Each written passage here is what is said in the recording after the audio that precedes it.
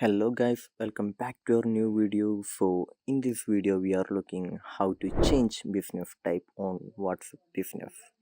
So for that just open the WhatsApp app business. So for that just open the WhatsApp business app right here and you need to go to the settings option right here. Just go to the settings and you can see the option business tools. Just by tapping on that you can see the option profile right here. Just go to the option profile and just scroll down to the downside and you can see the business details. You need to add business details right here. So here you can see the option business type. Just by tapping on that you can change your business type on your WhatsApp business app. So just change into any another business type you need.